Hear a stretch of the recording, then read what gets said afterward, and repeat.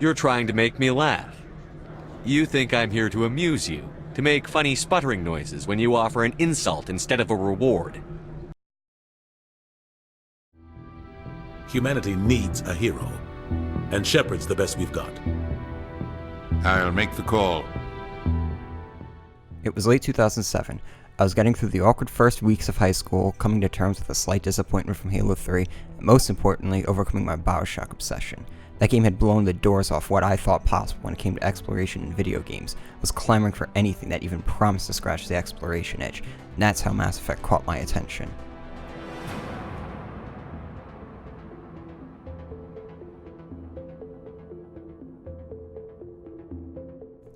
I've been following Mass Effect since E306, but it hadn't really clicked for me yet.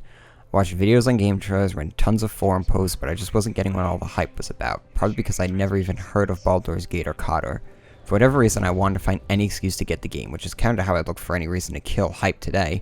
It was then, a few weeks before launch, I came across this video of an older build of the game showing off exploring uncharted worlds. For some reason, it's a memory that stuck with me to this day, the first Mako drop I'd ever seen. I thought, fuck it, just get the damn game.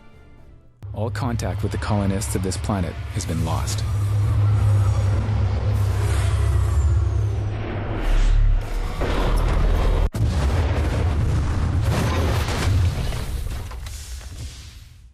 Looks like a clean drop, Commander. The Geth don't know we're here. They overran a mining facility a couple clicks to the north. They're bunkered in. We've got civilians trapped in the mines. One of the excavation teams couldn't make it out. Honestly, I spent more time looking for that video than I'd really care to admit, but it's a pretty hilarious look at an early build of the game, especially Ashley's voice acting. That, just, oh my god, that totally made the search worth it. And an armature just to kill a few miners. There's something important out there. We're gonna get it. So, Mako drops and the promise of exploring remote, uncharted worlds is what got me to ask it for Christmas. Well, incidentally, that aspect also is considered the weakest.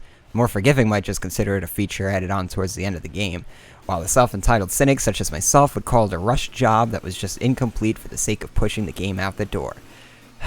Truthfully, 14-year-old me was not savvy enough in the higher theories of game design to realize how terrible that part of the game was, failed to recognize the pointless collection quests in a vehicle that handled like a boat in jello.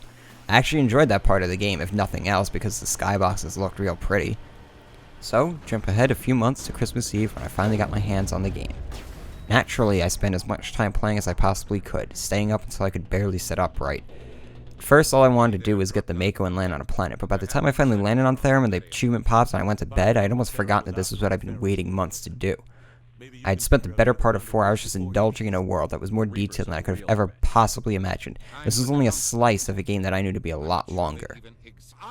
So how did Mass Effect manage to subvert my expectations in a way to avoid me ripping it apart over the shortfalls of Mako landings years later when I grew up to be an even more opinionated loudmouth? Offered something far more interesting than sun-bleached, windswept rocks of remote worlds to explore. Gave me a galaxy full of people, politics, and intrigue. It built itself upon a relatable, albeit implausible, world where dozens of alien species all acted human and spoke with North American accents. It worked well, and somehow has yet to be exceeded by any other science fiction world I've come across, even in the classics. In order to identify how Mass Effect made itself stand out, we need to look at the types of worlds one might see in a science fiction universe.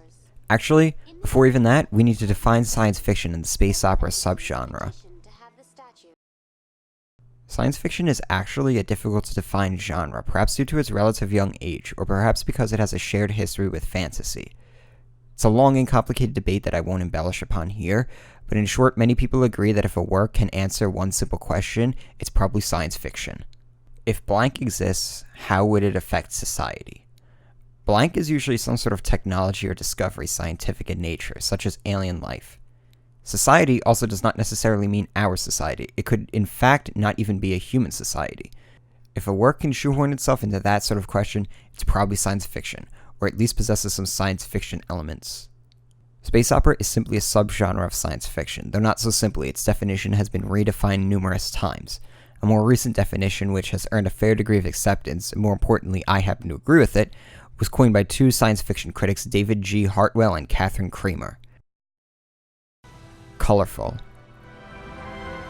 Dramatic. He's a madman! Mr. Toombs, you're insane! You need help! Large-scale science fiction adventure. competently and sometimes beautifully written. Because it's a big, stupid jellyfish. Usually focused on a sympathetic, heroic central character. You cannot silence the truth. My voice must be heard. Oh my god! What did you do? That might have been a little extreme, Commander. You can't just go around whacking people in the head. Just a little bump on the head. Let him sleep it off. And plot action. And usually set in the relatively distant future. And in space or on other worlds. Characteristically optimistic in tone. I just killed 50 bodyguards to get in here. What do you think I'll do to you? It often deals with war, Nobody taught us how to deal with the horrors of war. piracy, And say please. Stop the raids, get off the asteroid, and I won't waste a bullet on you. Please. military virtues, Ever read Machiavelli? He believed it's better to be feared than loved. We build a few dozen more dreadnoughts, I guarantee we'll be respected. and very large-scale action.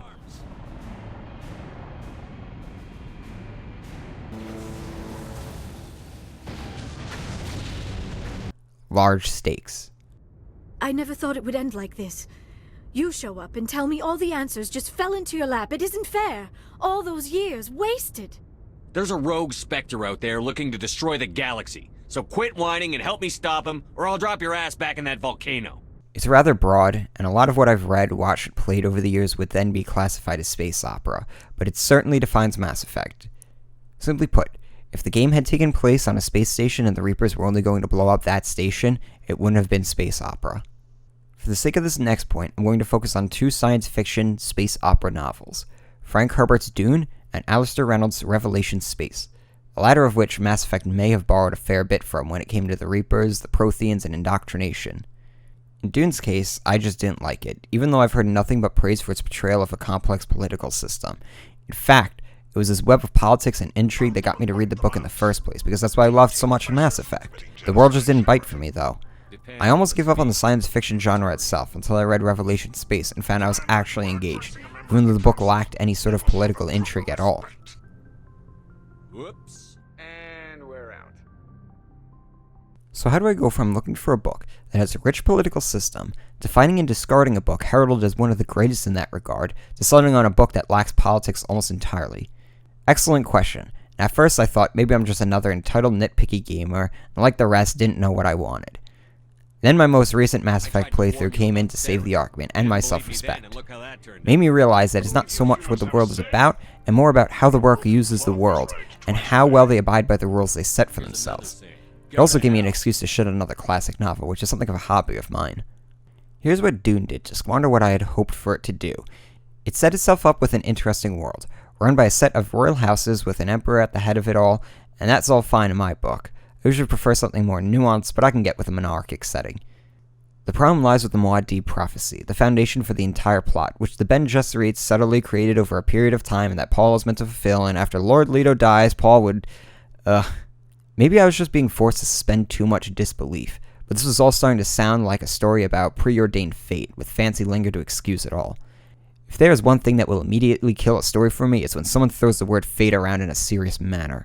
I came for deep plots, web of lies, and petty feuds. Instead, I was getting a story that almost automatically nullified all those things in the first scene by saying, this is the way it is because it's fate. Dune was bending the rules I had expected of its world to make the plot work. Maybe that's my own fault, but a realistic or at least plausible political drama set in space, it was not. Enter Revelation Space, who promised nothing about politics and intrigue, instead focused on the mysterious disappearance of the Amarantine race and a sinister evil that no human was even aware existed. By this point, I had scoured every science fiction book that I could find, and having been disappointed by Dune, I figured it was time to take a shot in the dark and try something not in line with what I'd been searching for. While the lack of government and character development bored me at times, the world Revelation Space created, full of genetically and cybernetically enhanced humans, completely isolated colonies whose only access to the outside world was a trading vessel that came every few decades, and a planet whose ocean could rearrange a person's neural pathways, definitely caught my attention. I blew through the book faster than any book I have in a few years, and now I'm starting the second in the series. Revelation Space did what it promised to do, and proved to me that you don't have to include a nuanced world full of lovable characters with motives and fears to win points to avoid my black book of shit-talking. After I finished that book and came to that conclusion, I immediately began Mass Effect again for probably the 20th time at this point. Here's where I realized Mass Effect nails the political intrigue, showing the at times frustratingly inept council, and managing to work in the sinister, shadow-lurking evil plot of Revelation Space, even stepping it up a notch by making the Protheans a far more interesting extinct species than the Amarantines of Revelation Space. So I love Mass Effect because it managed to balance a world of political intrigue and a gripping trope-filled narrative about saving the galaxy from certain doom. Great, the question has been answered, so why am I still talking? Well, that's because there's so much left to cover. Aspects which propel Mass Effect from being just a really well-balanced narrative in a rich world to something I've never seen before and have yet to see since. Let's start with how Mass Effect cares about your opinions and in fact asks you what you're thinking several times throughout the game. To do so, we need to look at Shepard, his or herself. Shepard is one of the best video game protagonists I've ever seen. A bold claim for sure when compared to many other protagonists people adore. Typically in an RPG, the developers take one of two routes. You either get a blank slate character who has a vague, if substantiated at all, backstory for you to fill in the gaps with, or they give you a character with a defined history that affects the rest of the game. In the case of the former, a blank slate is probably a safer bet for a developer to go with, except you begin to lose realism. Even if I create extensive headcanon, it starts to really bother me when my character does not mention his past experiences. When I talk to people in real life, they often talk about their past experiences. Memories and experiences are kind of a big deal for people, after all.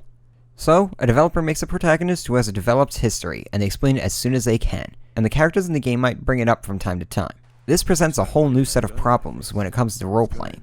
Either I'm given free reign to control what this character does and says, even if it violates what they would realistically say and believe after all their past experiences, or the developer takes those choices away and ruins the role-playing aspect of the game. It seems with either design philosophy, you're hampering the player's experience somewhere. Welcome to game design. Mass Effect comes along with its 6 background choices, which at first appear to be trivial. Even in game they don't impact all that much. But for nitpicky role players such as myself, it's a wonderful gift given to us by BioWare, who went the extra mile to make it all work. What these choices in the beginning allow me to do as a role player is believe the actions of Shepard are genuine. These are his opinions, even if it's my actions that trigger them. You're not so much role-playing as yourself, as you're playing as Shepard, who is a translation of yourself in the Mass Effect universe. Shepard is not the answer to the question, if you were in this universe, what would you do? He is the answer to the question, if you had this background and this knowledge in this world, what would you do? What's the difference here? How does this affect gameplay or the story? Well, for most people, it really doesn't matter at all. The background might as well just be selected based on which tiny side missions you want to see. And for years, this is how I treated the background choices of Shepard, which usually had me going with Earthborn War Hero, because threatening to shoot up a bar and asking that one dude if I had to thank him for my Star of Terra always made me chuckle a little bit. I didn't need target practice. Don't you have a prisoner to guard? Goodbye, human. It'll be interesting to see what kind of specter you turn out to be. Recently, though, I've been exploring role-playing more and more. I learned D&D, and I've been considering trying some of those old Infinity Engine RPGs from way back in the day. Why? Because role-playing is actually a great way to explore yourself and push creative boundaries. But for now, let's just say because it's fun. So to have Shepard so seamlessly grafted to my morals and actions, BioWare wound up creating a protagonist who did more than just move the story forward. Shepard had ideas himself, and if he were real, he and I would actually be best buddies. Incidentally, I still go the Earthborn War Hero route, but now it's because I feel that background complements my actual morals. It also justifies him being a total dick most of the time. I use his background to explain why he and I share the same ideals. If I was given the title of Spectre, I would totally go around strong-arming politicians and mouthing off to generals with a chip on their shoulders because I'm an asshole. Shepard does it because he had a rough upbringing and got a big-ass ego after saving a colony by himself.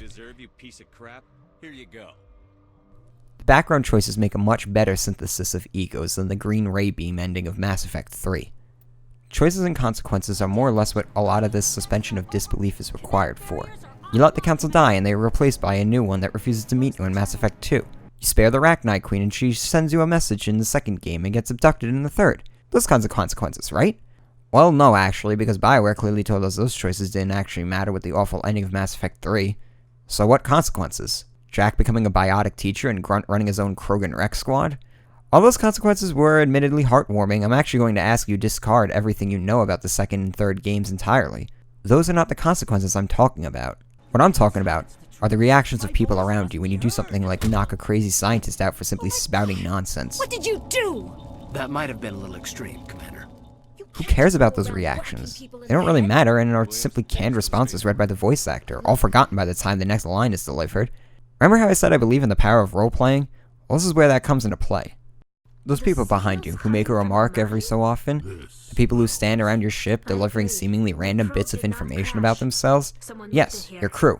The part of the game people love so much Byra made the second and third games almost entirely centered around, leaving the main plot as a secondary priority. The characters whom people felt had no closure to at the end of the series.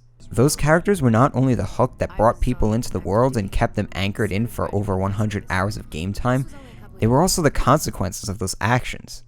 That one bit of dialogue where Garrus says he hopes I know what I'm doing when I ordered the council sacrifice meant more to me than the bullshit stonewalling you get in the second game by the new council. The implications of my choices, of course, have an effect on me as I'm so engrossed in the world's politics, but the fate of millions of faceless people and the opinion of my main man Garrus are two completely different things. I hope you know what you're doing, human. Don't let the council die in vain. Before I venture on one of my final tangents, I'd like to clarify that I do actually care about the big plot decisions and the impact that they should and do have later on in the series. Just because I don't want Rex yelling at me for freeing the Arachnite Queen doesn't mean that I'm killing her just because I want to please him. After all, my opinion is the most important thing in this galaxy. But I'm actually okay with never getting an answer to the political choices that I make in the first game, because it's the implications of the choices I made, the lead up to them, which sometimes required a random bit of dialogue from 6 hours ago to fully appreciate, and the immediate reaction of the people around me that made the choices in Mass Effect pitch perfect. It wasn't because I was so eager to see what happened in the next game. Sometimes you just have to appreciate the here and now. Your companions offer a unique way to experience consequences, often immediately without the need for the developer to make lengthy cutscenes or make radical changes to parts of the game. But more than that, they offer a way to humanize a world that would otherwise feel rather cold, callous, and many times frustrating. This is done by using them in their personal lives as a way to deliver what I like to call moments of humanity. To define what that vague phrase even means, I'd like to go back to invoking references to unrelated works. In this case, the 1994 Quentin Tarantino film Pulp Fiction. That movie is more or less a constant, non-sequential string of these moments. My favorite amongst them is the scene just before Maya Wallace overdoses, where she's dancing to Urge Overkill's cover of Neil Diamond's Girl, You'll Be a Woman Soon. The way the camera pans from the next room, crossing behind the pillar as she thrashes about and alone in a drug and alcohol-induced fervor, frankly gives me chills. It's beautifully done, and I could write a whole damn essay on that one shot alone. The point I'm trying to make is that the whole dancing segment really adds nothing further to the plot, but Tarantino sticks on it for a while. Because it's moments like this that define our lives. It's the sequence of completely nonsensical minutiae in our daily lives that make up the bulk of our experiences, and it's often the thing literature, games, and movies tend to completely ignore. To put it simply... Hey, a life. A life, Jimmy. You know what that is? It's the shit that happens while you're waiting for moments that never come. According to the infinitely wise Lester Freeman from The Wire. It's the shit that happens which people take for granted, and it's the shit Mass Effect employs in some of its best scenes in my opinion. There was a scene I had no idea even existed until my most recent playthrough when you first visit the Citadel. You need Ashley and Kate in your party, which is why I never noticed it before, just outside the med clinic. Shepard, Ashley, and Kate all look out the windows of the market, staring at the Serpent Nebula and the sprawling wards populating the arms of the space station. Rather than spouting some super philosophical point or some scientific fact, they instead just talk about how they've never seen anything like the Citadel before. Noting that Citadel space is a big place, and humanity is just another drop in the bucket. Then they realize they can't be the first to talk about this, that they're all just FNGs, and their ogling is making it obvious. I couldn't help but feel myself grow a little closer to Ashley and Kaden, who I frankly wish I could just abandon both on Vermar because I don't like either of them. Still, I could get a better sense of Ashley's casual racism towards aliens, probably due to her grandfather surrendering during the First Contact War, and Caden's reserved professionalism from a long and distinguished military career. All of this derived from a simple conversation that was so tucked away it took me 9 years to find. That's the power these moments of humanity can carry, and Mass Effect is only one of a few games that I've seen that actually do anything like it in any meaningful way. There are tons of these moments in Mass Effect with your crewmates between missions. such as Rex telling the story of when he and an Asari commando destroyed an entire space station trying to kill each other, or Garrus telling about his father. To Bioware's credit, they did right increasing the amount of these moments in Mass Effect 2 and 3.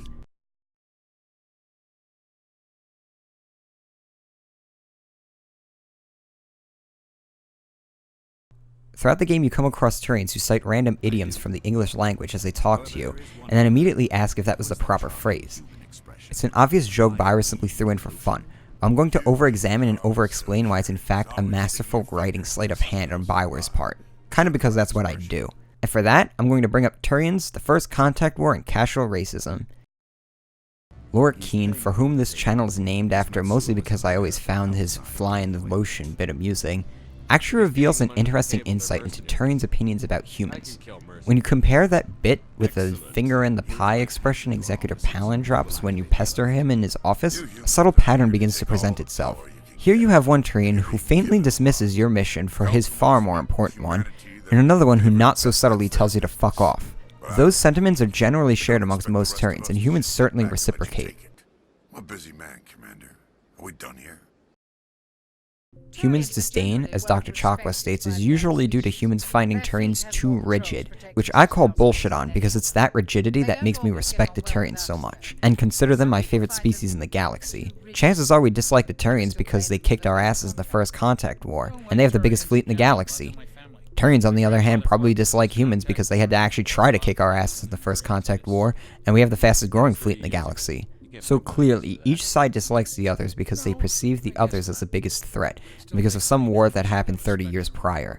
When you get a human and a Turian in the same room, there's a good chance casual racism will get thrown around. So why is it Turians like to use human phrases so much? Surely for a species they think so little of, they wouldn't be caught dead expressing enthusiasm for our lexicology. It's because they actually respect us and we respect them. These two combative, stubborn, and adaptive species got a taste of what it's like to bump heads, and even though they will both deny it, they both actually respect each other because of it. What brings you back? Vehicle repairs, of course. That's what I like to hear. Let's see what you need. This is why Mass Effect is so damn good. It's the fact that I can lose myself in historical, cultural, and technological speculation about a fictitious world, and then walk down to the hangar and chat with a giant lizard about his life of being a mercenary.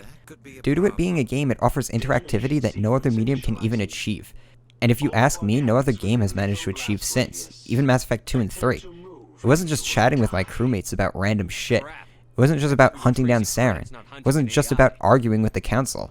It wasn't just about listening to a random Volus lecture me about how oppressed his people are. It was the sum of all these things, through the joint efforts of myself and Commander Shepard, that made this game so damn great. It's a dragon that I'll probably be chasing the rest of my life. It's something I sure as hell didn't expect to be getting into when I got my hands on the game and only wanted to do a Mako drop. For better or for worse, these are my expectations now, with Mass Effect setting the bar. My only hope is that someone someday will come along and deliver an experience like it. Who knows, maybe Mass Effect Andromeda with the clean slate it offers can bring back what made this game so fantastic. If not, well, I've played this game 20 times over so far. I guess I'll just play it another 20 times and continue to complain.